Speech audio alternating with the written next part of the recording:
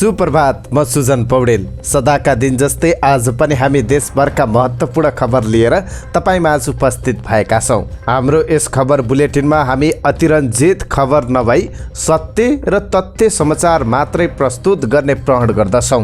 आजको समाचार सुरुवात गरौँ आज परेको महाशिवरात्रि पर्वको प्रसङ्गबाट। प्रत्येक वर्ष फागुन कृष्ण चतुर्दशी मध्यरातमा परेका दिन मनाइने महाशिवरात्रि पर्व आराध्य देव भगवान शिवको विधिपूर्वक पूजा आराधना गरी आज देशभर मनाइँदैछ।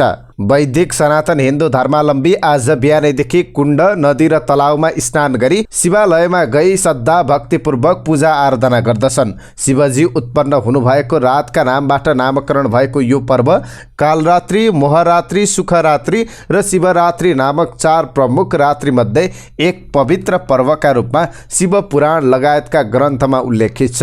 फागुन कृष्ण चतुर्दशीका दिन मनाइने यस पर्वलाई दिनदुखी र कष्टपूर्ण अवस्थामा रहेका प्राणीको हृदयमा धर्मको उदय गराउने असुतोष भगवान शिवको अति प्यारो दिनको रूपमा लिइन्छ। माघ महिनामा महादेवको रुद्रत्व अर्थात् स्याहार गर्ने तत्त्वले गर्दा पत्र विहीन भई जीर्ण भइरहेका रुख बिरुवा तथा झारहरू उनै महादेवको शिवत्वले गर्दा फागुनमा पलाउन थाल्ने हुनाले शिवरात्रि मनाउने गरिएको भन्ने भनाइ छ। व्रतमध्ये सर्वोत्तम कहलिएको महाशिवरात्रिका दिन आज भक्तजनले शुद्ध भई शिव मन्दिरमा पूजा अर्चना गरी व्रत बस्ने र भगवान शिवको प्रिय वस्तु दूध, धतुरो र बेलपत्र चढाउने गर्छन्। यस पर्वका दिन उपवास गरी रातभर जागराम बसे पर्व सिद्धि लाभ भई यमलोक जानु नपर्ने धार्मिक विश्वास छ। आजको दिन भगवान महादेवलाई जाडो हुने जनविश्वासले घर, चोक र मठ मन्दिरमा दाउरा मागेर धुनी जगाई भजन कीर्तनका साथ सोही आगोमा प्रसाद बनाई ग्रहण गरिन्छ। राष्ट्रिय सांस्कृतिक पर्वका रूपमा रहेको यो दिन आज पशुपतिनाथमा रातको 4 प्रहरमा 4 प्रकारका पूजाका अतिरिक्त महादीप, अखण्ड दीप, लक्ष्यदीप साथै दीपोत्सवका साथै लाख बेलपत्र अर्पण गरिन्छ। कैलाशकूट र किरातेश्वर सङ्गीत आश्रममा शास्त्रीय नाचगान गरिन्छ। भगवान श्री महादेवको दर्शन गर्न र शिवरात्रि पर्वको मेला भर्न आज देशभरका विभिन्न भाग लगायत छिमेकी राष्ट्र भारतका तीर्थयात्रीको पशुपतिनाथ मन्दिरमा घुइँचो लाग्ने गर्दछ। अमेरिकी सहयोग परियोजना एमसीसी सम्झौता अनुमोदनको विरोधमा प्रदर्शन चर्किएपछि जिल्ला प्रशासन कार्यालय सुर्खेतले सदरमुकाम वीरेन्द्रनगरमा कर्फ्यू आदेश जारी गरेको छ। नेत्र विक्रम चन्द्र विप्लव नेतृत्वको नेकपा सहित 6 दलले गरेको बन्दका क्रममा सोमबार साँझ एमसीसी विरोधी प्रदर्शन चर्किएको थियो। प्रदर्शन नियन्त्रण बाहिर गएको भन्दै स्थानीय प्रशासनले सोमबार बेलुकी 8:15 बजेदेखि मङ्गलबार साँझ 7 बजेसम्मका लागि कर्फ्यू आदेश जारी गरेको हो। प्रदर्शन रोकिएको र तोडफोड हुन थालेपछि जिल्ला सुरक्षा समितिको बैठकले कर्फ्यू लगाउने निर्णय गरेको प्रमुख जिल्ला अधिकारी खगेन्द्र रिजालले जानकारी दिनुभयो। उहाँका अनुसार स्थितिलाई नियन्त्रणमा लिन कर्फ्यू लगाइएको हो। जिल्ला प्रशासन कार्यालयका अनुसार वीरेन्द्रनगरको पूर्वमा इत्राम खोला, पश्चिममा बाङ्गेसिलम, उत्तरमा कपासे ब्यारेक र दक्षिणमा रत्न राजमार्गको 500 मिटर क्षेत्रसम्म कर्फ्यू लागू गरिएको छ। सोमबार बिहान 6 बजेदेखि नै सुर्खेत सदरमुकाम वीरेन्द्रनगरको सडकमा नाराबाजी गरेका बन्दकर्ताले कांग्रेस, माओवादी केन्द्र र नेकपा एमालेको पार्टी कार्यालयमा तोडफोड र आगजनी गरेका छन्। सुरक्षाकर्मीले भिडलाई तितर बितर पार्न 3 दर्जन भन्दा बढी राउन्ड असुर ग्यास प्रहार समेत गरेको थियो। मिलेनियम च्यालेन्ज कर्पोरेसन एमसीसी को कम्प्याक्ट सम्झौता अनुमोदन भएसँगै अब आयोजना कार्यान्वयनको लागि ढोका खुलेको छ। एमसीसी अन्तर्गत अमेरिकाले नेपालमा सडक मर्मतमा नयाँ प्रविधि हस्तान्तरण गर्दैछ। एमसीसी अन्तर्गत पूर्व पश्चिम राजमार्गको एक खण्डमा superior performing asphalt pavement super पेप प्रविधि नेपालमा पहिलो पटक प्रयोग हुनेछ। मिलेनियम च्यालेन्ज एकाउन्ट नेपाल विकास समिति एमसीए नेपालका अनुसार सडकको खराब अवस्था, न्यून प्रभावशाली ढुवानी सेवा तथा अपर्याप्त सडकका कारण नेपालको व्यापार व्यवसायले उच्च लागत खर्च बेहोर्नु परिरहेको छ। नियमित सडक मर्मत सम्भारका लागि पर्याप्त स्रोत साधन नभएर समस्या छ भने यसका लागि प्रयोग गरिने विधि पनि हाम्रा अन्तर्राष्ट्रिय अभ्यास अनुरूप छैनन्। यसै कारण अधिकांश सडक र राजमार्गको अवस्था गतिलो छैन। कालोपत्रे गर्न साथ उब्किने, चर्किने, डिस्को उठ्ने लगायतका समस्या देखिन्छन्। यसको दोष सरकारले ठेकदार र ठेकदार सरकारमाथि लगाएर पन्छिने चलन छ। कालोपत्रे नटिक्ने समस्याले सडकको कम्ती बिजोग हुँदा दुर्घटना पनि बढ्दो छ। कालोपत्रे गरिएकै सडकहरू सुरक्षाका हिसाबबाट कमजोर छन्, जसले करोडौं लगानी खेर गइरहेको छ। एमसिसी अन्तर्गतको कम्प्याक्ट कार्यक्रम मार्फत यस्ता समस्या देखिएका सडकलाई मर्मत गर्न एफडीआर प्रविधि ल्याउन लागि हो। दाङको भालुवाङदेखि बाँकेको सीमा शिवखोलासम्म 77 किलोमिटर सडकको मर्मत सुधार नयाँ प्रविधि मार्फत गर्ने योजना छ। एमसिए नेपालका कार्यकारी निर्देशक खड्कबहादुर विष्टका अनुसार अहिले यो सडक खण्डमा अध्ययनको काम भइरहेको छ। उहाँका अनुसार यो खण्डबाट सुरु हुने एफडीआर प्रविधि प्रयोग भविष्यमा सडक विभागले अन्यन्त्र पनि गर्न सक्नेछ। यसलाई सडक विभागले नयाँ प्रविधिको सिकाइका रूपमा ग्रहण गर्ने भौतिक पूर्वाधार तथा यातायात मन्त्रालयका सहसचिव तथा एमसिए नेपालका सञ्चालक समिति सदस्य केशव बहादुर शर्मा बताउनुहुन्छ। अमेरिकामा प्रयोगमा रहेको यो प्रविधि नेपाल आएपछि आवश्यकता अनुसार हामी अन्यन्त्र पनि प्रयोग गर्न सक्छौँ। आधार तयदेखि नै रिसाइकल गरेर मर्मत गरिने भएकाले हाम्रो सडकमा यो उपयोगी हुने विश्वास गरिएको छ। यस प्रविधि मार्फत कालोपत्रे हुने सडकको सतह मात्र नभई गहिराईसम्मै पुनर्निर्माण हुन्छ। त्यसैले यसले सडकमा उबडखाबड हुने अहिलेको समस्या हटाउने दाबी सरकारी अधिकारीहरूको छ। सरकारले भारत, चीन लगायतका मित्र राष्ट्र विरुद्ध नेपाली भूमि प्रयोग हुन नदिने प्रतिबद्धता जनाएको छ। सोमबार बसेको मन्त्री परिषद बैठकले सबै मुलुकसँग मैत्रीपूर्ण सम्बन्ध कायम गर्ने नेपालको परराष्ट्र नीतिको मर्म अनुरूप छिमेकी मुलुक विरुद्ध नेपाली भूमि प्रयोग हुन नदिने प्रतिबद्धता जनाएको छ। सबै मुलुकहरूसँग मैत्रीपूर्ण सम्बन्ध कायम गर्न नेपालको परराष्ट्र नीतिको मर्म अनुरूप छिमेकी मित्र राष्ट्रहरू भारत, चीन लगायत अन्य कुनै पनि मित्र राष्ट्रको विरुद्ध नेपाली भूमि प्रयोग हुन नदिन नेपाल सरकार प्रतिबद्ध रहेको छ। मन्त्री परिषदको निर्णयबारे सरकारका प्रवक्ता ज्ञानेन्द्र बहादुर कार्कीले भन्नुभयो, प्रतिनिधि सभाबाट अमेरिकी सहयोग परियोजना एमसिसी सम्झौता पारित भएको भोलिपल्ट सरकारले चीनलाई आश्वस्त गराउन यो निर्णय गरेको हो। मन्त्री परिषद बैठकले नेपालको सामाजिक तथा आर्थिक विकासमा महत्त्वपूर्ण सहयोग पुर्याउने मित्र राष्ट्रहरू, दात्री निकाय, क्षेत्रीय एवं अन्तर्राष्ट्रिय सङ्घ संस्थाप्रति पनि आभार व्यक्त गरेको छ। सरकारले अमेरिकी सहयोग परियोजना एमसिसी सम्झौता प्रतिनिधि सभाबाट अनुमोदन गराउन सहज वातावरण निर्माण गरेर सहयोग गर्ने सबैलाई धन्यवाद दिएको छ। राष्ट्रिय जनमोर्चा पार्टी 5 दलीय सत्ता गठबन्धनबाट बाहिरिएको छ। गठबन्धनमा संलग्न 4 दलले जालझेल र तिग्डम गरेर एमसिसी संसदबाट पारित गरेको भन्दै राष्ट्रिय जनमोर्चा पार्टी गठबन्धनमा नरहने निर्णय गरेको हो। अध्यक्ष चित्रबहादुर केसीले सोमबार एक विज्ञप्ति जारी गर्दै 5 दलीय गठबन्धन देशको राष्ट्रियता, सार्वभौम सत्ता र अखण्डताको विरुद्ध खडा भएको स्थितिमा 5 दलीय गठबन्धनलाई कायम गरिरहनु पर्ने औचित्य समाप्त भएको बताउनु भएको हो। जनमोर्चाले व्याख्यात्मक प्रस्तावलाई आफ्ना कार्यकर्ताहरूको एमसिसी विरुद्धको आक्रोशलाई मत्तर पार्न गरिएको नौटङ्की भएको भन्दै एमसिसी विरुद्धको सङ्घर्षलाई निरन्तरता दिने निर्णय गरेको छ। नेकपा माओवादी केन्द्रका अध्यक्ष पुष्पकमल दाहाल प्रचण्डले व्याख्यात्मक घोषणासहित एमसिसी संसदबाट अनुमोदन भएकोमा खुसी व्यक्त गर्नुभएको छ। सोमबार आफ्नै निवास कुमलटारमा पत्रकार सम्मेलन गर्दै प्रचण्डले भन्नुभएको छ, हिजो पास भएपछि म निकै खुसी छु। देश दुर्घटनाबाट बच्यो, संविधान बच्यो। प्रचण्डले अमेरिकी सहयोग परियोजना एमसिसीलाई लिएर यसअघि आफू र पार्टीले अघि सारेका प्रस्ताव र अडानहरूको बचाउ गर्नुभयो। राजनीतिक दलहरू र समाज नै विभाजनमा जाँदा संविधान लोकतन्त्रमाथि घात हुन्छ कि भन्ने लागेर सहमति जुटाउने उपाय खोजेको, तर आफूलाई नै भिलेनका रूपमा प्रस्तुत गरेको उहाँको गुनासो थियो। संसदबाट अनुमोदन गर्ने प्रस्ताव थप्नुका साथै तत्कालीन परराष्ट्र मन्त्री प्रदीप ग्यावालीको अमेरिका भ्रमणका क्रममा नेपाल पनि इन्डो पेसिफिक स्ट्राटेजीमा सामेल भएको प्रचार भएपछि एमसिसी विवादमा परेको प्रचण्डको भनाइ छ। एग्री टु डिसएग्री गरौँ, गठबन्धन नटुट्ने गरी हामी विपक्षमा मत हाल्छौँ, तपाईहरू पक्षमा हाल्नुहोस् पनि भने। तर अर्कै समीकरण बन्ने र सबथोक पुरानै ठाउँमा जाने खतरा देखेपछि आफू, झलनाथ खनाल र नारायण काजी श्रेष्ठले पूर्व परराष्ट्र सचिव अर्जुन बहादुर थापालाई भेटेको उहाँले सुनाउनुभयो। थापाले भियना कन्भेन्सन अनुसार आधिकारिक रूपमा व्याख्यात्मक घोषणा गर्यो भने कानुनी मान्यता पाउने बताएको भन्दै माओवादी अध्यक्ष प्रचण्डले भन्नुभयो, हामीलाई उज्यालो देखिएको जस्तो भयो।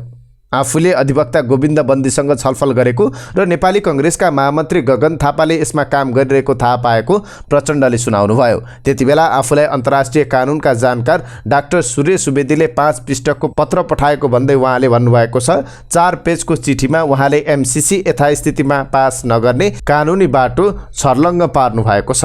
त्यसपछि आफूले पार्टीका नेतासँग देशलाई दुर्घटनामा जान नदिन व्याख्यात्मक घोषणालाई एमसीसीसँग जोडेर पास गर्न प्रस्ताव गरेको प्रचण्डले सुनाउनुभयो। यो महाकाली सन्धिका रूपमा गरेको संकल्प प्रस्ताव जस्तो नभएको उहाँले बताउनुभयो।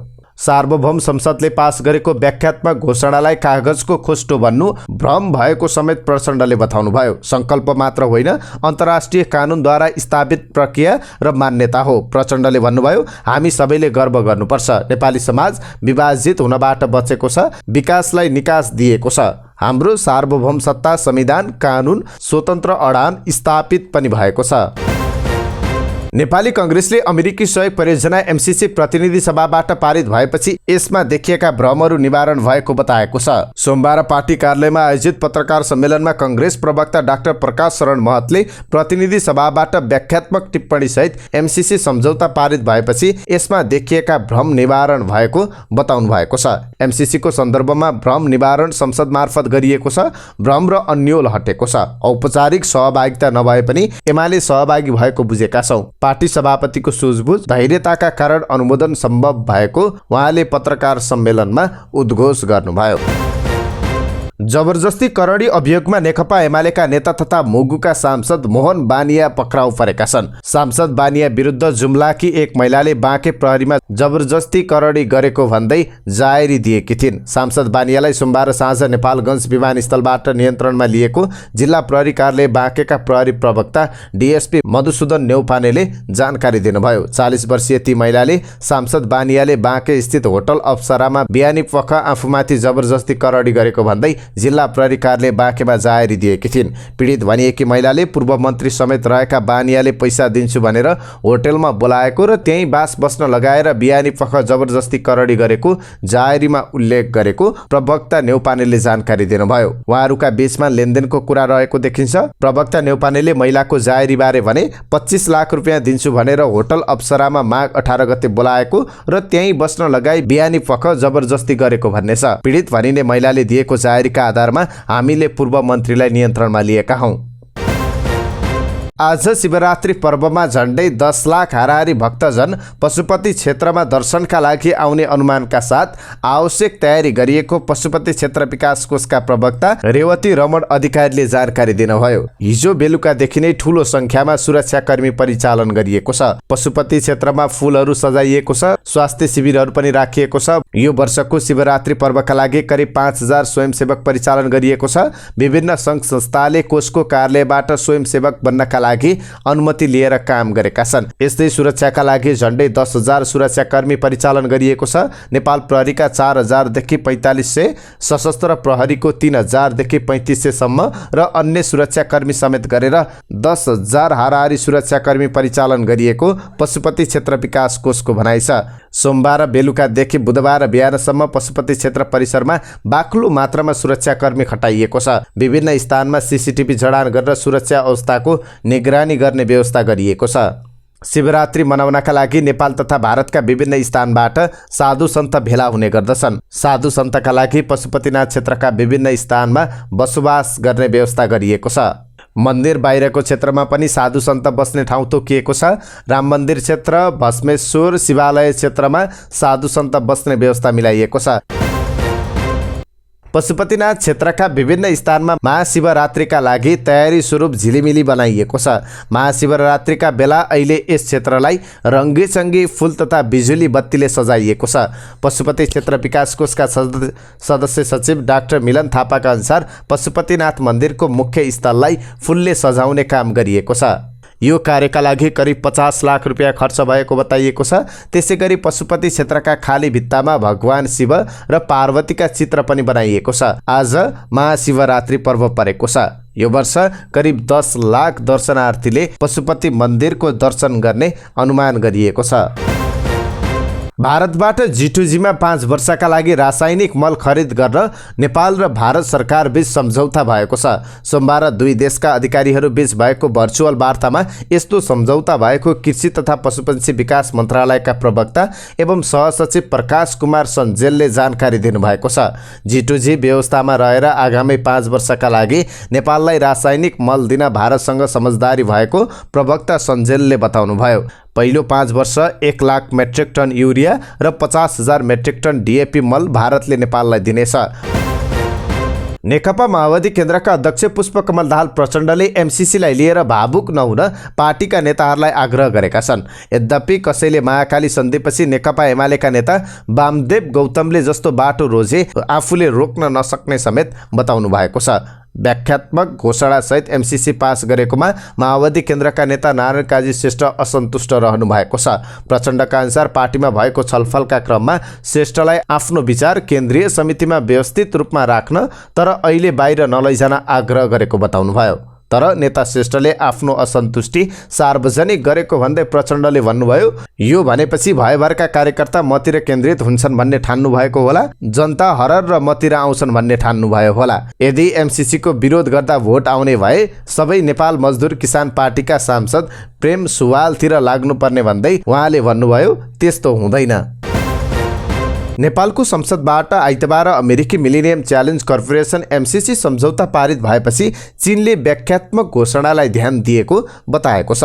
सोमबार बेजिङमा पत्रकार सम्मेलन गरी चिनिया परराष्ट्र प्रवक्ता वाङ ओनपिङले एक मित्र व छिमेकी र विकास साझेदारका रूपमा चीनले सधैँझै नेपाली जनताको विकासको बाटो छनौटलाई समर्थन गर्ने बताउनु भएको हो। आइतबार नेपाली सांसदहरूले एमसीसी सम्झौता अनुमोदन गर्दै व्याख्यात्मक घोषणापत्र सार्वजनिक गरेको थियो। पत्रकार सम्मेलनमा प्रवक्ता आङले अन्तर्राष्ट्रिय विकास सहयोगले पारस्परिक सम्मान र समान व्यवहारको सिद्धान्तलाई पालना गर्नुपर्ने, सम्बन्धित देशको सार्वभौम सत्ता र जनताको इच्छाको पूर्ण पालना गर्नुपर्ने र अन्य देशको आन्तरिक मामिलामा हस्तक्षेप गर्ने हेतुले कुनै राजनीतिक शर्त नराख्ने कुरामा चीनले बारम्बार जोड दिने गरेको बताउनु भएको छ। चीनले एमसीसीको सम्बन्धमा बेजिङबाट व्यक्त भएको यो तेस्रो प्रतिक्रिया हो भने नेपालको संसदबाट एमसीसी पारित भएपछिको पहिलो प्रतिक्रिया हो। सरकारले द्वन्द्वका क्रममा जागिर गुमाएका 233 जना स्थायी शिक्षकलाई पुनर्बहाली गर्ने निर्णय गरेको छ। मन्त्री परिषदको सोमबार बसेको बैठकले शिक्षा मन्त्री देवेन्द्र पौडेलको प्रस्तावमा द्वन्द्वका क्रममा जागिर गुमाएका शिक्षकहरूलाई पुनर्बहाली गर्ने निर्णय गरेको हो। पुनर्बहाली हुनुपर्ने भनेर यसअघि सिफारिस गरिएका 18 जनालाई नियुक्ति दिने निर्णय पनि भएको छ। यस्तै 41 जनालाई निवृत्ति भरण र अन्य सुविधा दिने निर्णय समेत बैठकले गरेको छ। यसैगरी अस्थायी तर्फका 284 जनालाई आर्थिक सहायता प्रदान गर्ने निर्णय पनि भएको एक मन्त्रीले जानकारी दिनुभयो। पशुपति क्षेत्र विकास कोषले अनलाइन माध्यमबाट पशुपतिनाथ मन्दिरमा विशेष पूजा गर्ने व्यवस्था मिलाउने भएको छ। अनलाइन एप्लिकेसनबाटै बुकिङ गरी कोषलाई पैसा पठाएर विभिन्न प्रकारका पूजा गरिने प्रणाली सञ्चालन गरिएको छ। कोषले विश्वभर छरिएर रहेका हिन्दू धर्मावलम्बीहरूको पशुपतिनाथ प्रतिको आस्था र झुकावलाई मध्यनजर गर्दै विशेष अनलाइन पूजा सेवा सञ्चालन गर्न लागेको जनाएको छ। यो अनलाइन प्रणालीबाट पूजा गर्नका लागि पूजाका प्रकार अनुसार 255 रुपैयाँदेखि 25 लाख रुपैयाँसम्म मूल्य निर्धारण गरिएको छ। एमाले नेता योगेश भट्टराई संस्कृति पर्यटन तथा नागरिक उड्डयन मन्त्री भएका बेला पशुपतिनाथको ई पूजा एप्लिकेसनको उद्घाटन भएको, शिवरात्रिपछि यस्तो सेवा उपलब्ध हुने पशुपति क्षेत्र विकास कोषले जनाएको छ। कोषका प्रवक्ता रेवती रमण अधिकारीले केही प्राविधिक कुरा मिलाएपछि छिट्टै पूजा सुरु गर्ने तयारी रहेको बताउनु भएको छ।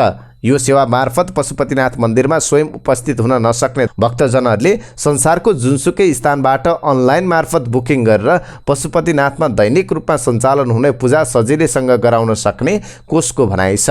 अनलाइनबाट बुकिङ गरिएको पूजाको सम्पूर्ण आवश्यक जानकारी तथा रसिद सम्बन्धित भक्तजनलाई इमेल मार्फत प्रदान गरिने र विशेष पूजाको प्रसाद विश्वको जुनसुकै स्थानमा कुरियर गर्ने व्यवस्था समेत रहेको पशुपति क्षेत्र विकास कोषले जनाएको छ। नेपालमा हिजो थप 180 जनामा कोरोना संक्रमण पुष्टि भएको छ। स्वास्थ्य तथा जनसङ्ख्या मन्त्रालयले आइतबार सार्वजनिक गरेको विवरण अनुसार पछिल्लो 24 घण्टामा 180 जनामा कोभिड संक्रमण पुष्टि भएको छ भने संक्रमणबाट 1 जनाको मृत्यु भएको छ। यस्तै 400 जना कोभिड मुक्त भएका छन्। मन्त्रालयका अनुसार नेपालमा हिजोको 24 घण्टामा 1,41,121 जनाले कोभिड विरुद्धको खोप लगाएका छन्। कर्णाली प्रदेशको गठबन्धन सरकारले आफ्नो 4 महिने उपलब्धि सार्वजनिक गरेको छ। मुख्यमन्त्री जीवनबहादुर साईले कार्तिक 16 गते आफू नियुक्त भएदेखि अहिलेसम्म 7 किलोमिटर सडक कालोपत्रे भएको उपलब्धि सहितको विवरण सार्वजनिक गर्नुभयो। उहाँले अहिलेको कार्यविधिमा 194.5 किलोमिटर सडकको नयाँ ट्र्याक खोलिएको र 23.3 किलोमिटर सडकको स्तर उन्नति भएको जानकारी दिनुभएको छ। त्यस्तै 2 पक्की पुल, 1 झलुङ्गे पुल र जनता आवास कार्यक्रम अन्तर्गत 778 जनता घर निर्माण भएको बताउनु भएको छ। साताको दोस्रो दिन सोमबार शेयर बजार परिसूचक नेप्से दोहोरो अङ्कले घटेको छ। कारोबारको सुरुवाती केही घण्टा बढेको बजार अन्ततः 43.12 अङ्कले घटेर 2610.58 को बिन्दुमा आएको छ। सोमबार कारोबारमा आएका सबै उपसमूहहरू रातम्य रहे। दोस्रो बजारमा कारोबारमा आएका 227 कम्पनी मध्ये 7 कम्पनीको मूल्य बढ्दा 183 कम्पनीको मूल्य घट्यो भने 1 कम्पनीको शेयर मूल्यमा कुनै परिवर्तन आएन। सोमबार कुल कारोबार रकम 3 अर्ब 66 करोडमा सीमित रहँदा तनहुँ पावर कम्पनी र सामलिङ पावर कम्पनीको शेयर मूल्य सर्किट लेभलमा घट्दा लगानीकर्ताले धेरै गुमाए। युक्रेन सङ्कटलाई लिएर रुस तथा युक्रेन बीच शान्ति वार्ता सुरु भएको छ।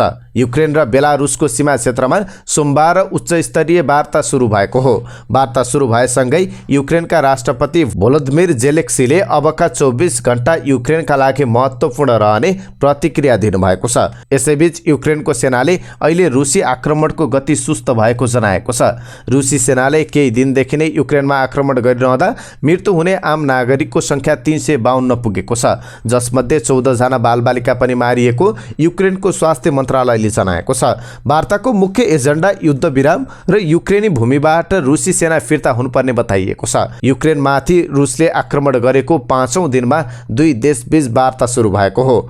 बेलारुसको विदेश मन्त्रालयले सोमबार वार्ता हुनुअघि नै यसबारे जानकारी दिएको थियो। रुस र युक्रेनको झण्डा सहित टेबलको तस्बिर सार्वजनिक गर्दै बेलारुसको विदेश मन्त्रालयले लेखेको छ, रुस र युक्रेन बीचको वार्ताका लागि बेलारुसमा स्थान तय भएको छ।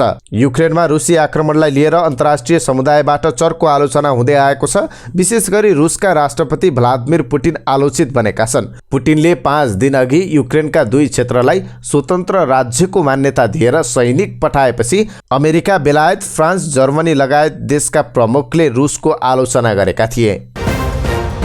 रुसले छिमेकी मुलुक युक्रेनमाथि आक्रमण गरेको आज 5औं दिन हो। रुसी राष्ट्रपति भ्लादिमिर पुटिनले युक्रेनको सत्ता ढालेर आफू अनुकूल सरकार बनाउन झण्डै 2 लाख सैनिक आक्रमणका लागि पठाएका छन्। शक्तिशाली रुसी सेनाको आक्रमणको युक्रेनीहरूले प्रतिरोध गरिरहेका छन्। यो प्रतिरोधको केन्द्रमा छन् युक्रेनी राष्ट्रपति भोलोदिमिर जेलेन्स्की। सामाजिक सञ्जालमा अनौपचारिक पहिरनमा जेलेन्स्कीले बेला बेलामा भिडियोहरू सार्वजनिक गरिरहन्छन्। रुसले सुरु गरेको यो लडाईँ युक्रेनले जित्ने भन्दै उनले युक्रेनीलाई हौसला दिइरहेका हुन्छन्। रुसीहरूको पहिलो निशानामा आफू भए पनि राजधानी केभ छाडेर आफू कतै नजाने उनले घोषणा गरेका छन्। संयुक्त राज्य अमेरिकाले उनलाई सुरक्षा खतरा रहेको भन्दै देश बाहिर जान सघाउने प्रस्ताव उनले अस्वीकार गरिदिएका छन्। रुसी आक्रमणपछि जेलेन्स्कीको चर्चा विश्वभर भइरहेको छ। युक्रेनभित्र पनि उनको लोकप्रियता उकालो लागेको छ। बीबीसीका अनुसार यसै साता गरिएका विभिन्न सर्वेक्षणमा 91% युक्रेनीले जेलेन्स्कीलाई समर्थन गरेका छन्। विभिन्न ठाउँका 2000 बढी मानिसमा गरिएको सर्वेक्षणमा 6% उनको विरोध गरेका थिए भने 3% अनिर्णित रहेको बताएका थिए। सोही सर्वेक्षणमा सहभागी 70% रुसी सैनिकलाई युक्रेनले फिर्ता पठाउन सक्ने बताएका छन्। रुसी आक्रमणपछि युक्रेनी सुरक्षा फौज प्रतिको समर्थन पनि बढ्दै गइरहेको छ। संयुक्त अरब इमिरेट्स युएई प्रवेश गर्न अब पीसीआर रिपोर्ट नचाहिने भएको छ। युएई को आपतकालीन सङ्कट तथा विपद व्यवस्थापनका लागि राष्ट्रिय प्राधिकरणले बताए अनुसार युएई प्रवेश गर्ने यात्रुले आफ्नो यात्रा अघि पीसीआर परीक्षण पेश गर्नु नपर्ने भएको हो। तर पीसीआर रिपोर्टको अलावा यात्रुहरूले क्यूआर कोड सहित स्वीकृति प्राप्त कोभिड विरुद्धको खोप लगाएको प्रमाणपत्र पनि पेश गर्नुपर्नेछ। खोप नलगाएका व्यक्तिहरूको हकमा भने यात्राको 48औं घण्टा अगाडि पीसीआर रिपोर्ट हुनुपर्नेछ। खोप नलगाएका व्यक्तिहरूले यात्राको मितिदेखि 1 महिनाभित्र कोभिड संक्रमणबाट निको भएको क्युआर कोड प्रणाली सहितको प्रमाणपत्र पनि पेश गर्न सक्नुपर्नेछ। त्यस्तै युएले हिजो अर्थात् 28 फेब्रुअरीदेखि खुल्ला ठाउँमा मास्क लगाउनु पर्ने बाध्यात्मक नियमलाई पनि हटाएको छ। युएको आपतकालीन सङ्कट तथा प्रकोप व्यवस्थापनका लागि राष्ट्रिय प्राधिकरणले गत शुक्रबार घोषणा गरे अनुसार खुल्ला ठाउँहरूमा यात्रा गर्दा मास्क लगाउनु पर्ने नियमलाई आजबाट हटाइएको छ। यो सँगै त्यहाँको आर्थिक तथा पर्यटकीय स्थलमा लगाइएको सामाजिक दूरी सम्बन्धी मापदण्डहरू पनि खारेज गरिएको छ। रुसले 36 देशको उडानमा प्रतिबन्ध लगाएको छ। रुसले प्रतिबन्ध लगाएका देशमा बेलायत, जर्मनी, स्पेन, इटाली र क्यानाडा पनि रहेका छन्। युरोपेली सङ्घ युको घोषणापछि रुसले यो निर्णय गरेको हो। युले रुसी स्वामित्वको रुसमा दर्ता र रुसी नियन्त्रित विमानलाई आफ्नो आकाशमा प्रवेश गर्न प्रतिबन्ध लगाएको छ। बेलायतले एरोफ्लट विमानलाई त्यहाँ अवतरण गर्न प्रतिबन्ध लगाएको थियो। जवाफमा रुसले ब्रिटिस एयरलाइन्सलाई प्रतिबन्ध लगाउने घोषणा गरेको हो। एएनटिएफ र्याप ब्याटलको सेमिफाइनलसम्म पुग्दा जिम्बाब्वेले राम्रै फ्यान फलोइङ बनाइसकेका थिए। फ्री स्टाइलमा उनको अगाडि प्रतिस्पर्धीलाई टिक्न गाह्रो नै पर्थ्यो। उनी सहजै फाइनल पुगे, तर ड्रग्सको लतले उनलाई फाइनलसम्म टिकाएन। फाइनल पुग्नु अगाडि नै अर्का र्यापर माइलासँगको ब्याटलबाटै काठमाडौँ गोदावरीका जिम्बाब्वे भाइरल भइसकेका थिए। सामाजिक सञ्जालमा उनको मिलेन लेभल 13 हिट भइसकेको थियो। सेमिफाइनलमा पनि चेकमेट हिट भयो। जजहरू यसको फ्री स्टाइलको क्षमताबाट कायल भएका थिए। बीचमा उनी कतिसम्म ड्रगमा फसेको छ भन्ने कुरा पोखरा घुम्न जाँदाको भिडियोले खुलाएपछि आयोजकले नै उसलाई ड्रग मुक्त बनाउने प्रयास गरेको थियो र रियाबमा लगेर राख्यो। सामान्य परिवारको सदस्य, उसमा सङ्गीतको राम्रो ज्ञान थियो। बाबु वैदेशिक रोजगारीका लागि विदेशमा सुधार केन्द्र गएर नशामुक्त भएर आउँछु भनेको उसले छाड्न सकेन। मध्यरातमा सुधार केन्द्रबाट भागेपछि फाइनलमा सहभागी हुन पाएनन् जिम्बाब्वे। कार्यक्रम आयोजकले उनलाई गोर्खासम्म पुगेर खोज्दा पनि नभेटेपछि छाडिदिएका थिए। पछि ऊ आफै सम्पर्कमा आएर ड्रग्सको तलतल रोक्नै नसकेर भागेको भन्दै माफी मागेका थिए।